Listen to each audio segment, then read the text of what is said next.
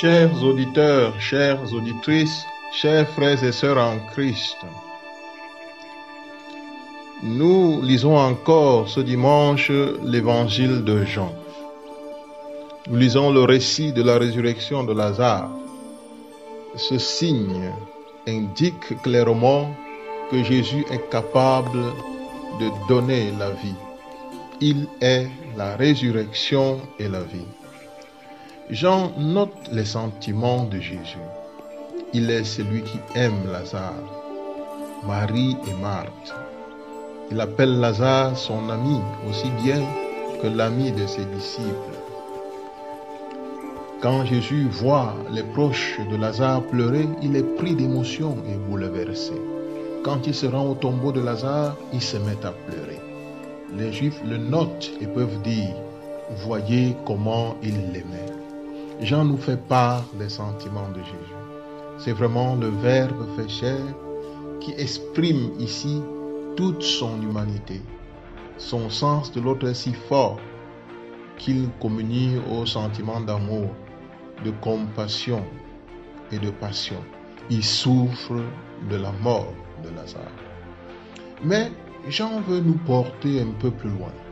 Dans une démarche simple et bien racontée, il montre que Jésus, si plein d'humanité, est capable de donner la vie à un homme mort.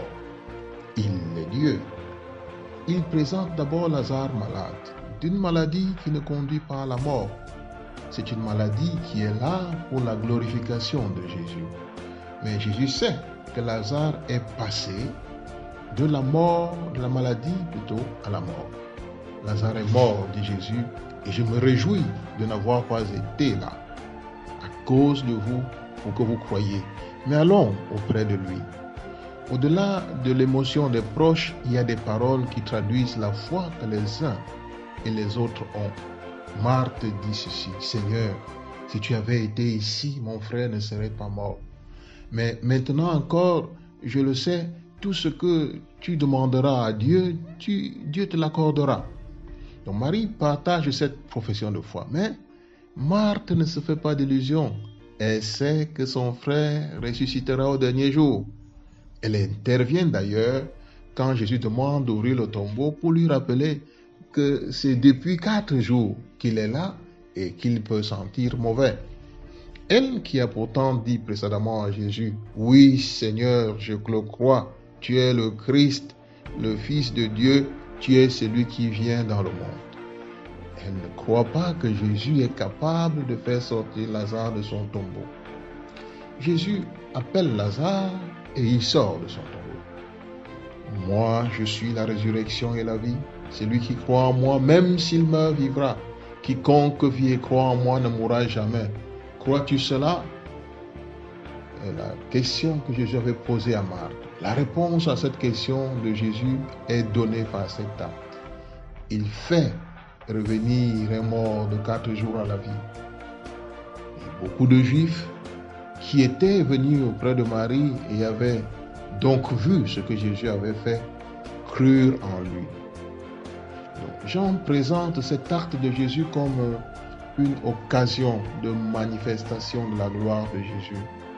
Par cet acte, Jésus montre qu'il est la résurrection et la vie. Le récit présente Jésus comme le Seigneur, le Sauveur, qui a une parfaite maîtrise de la situation. On voit un Jésus glorieux qui avance et qui maîtrise la situation. Il sait que la colère des uns et des autres monte, mais il l'avance de manière sereine. Il est celui que la mort ne peut retenir. Il est la résurrection et la vie. Seigneur Jésus, tu es le chemin, la vérité et la vie. En ressuscitant Lazare, tu nous montres que tu es la résurrection et la vie. Augmente ma foi en la résurrection, qu'elle soit si forte que je devienne moi aussi capable, comme toi, d'avancer de manière sereine dans la vie chrétienne, malgré les difficultés, malgré les vents contraires. Notre-Dame de l'Espérance, priez pour nous.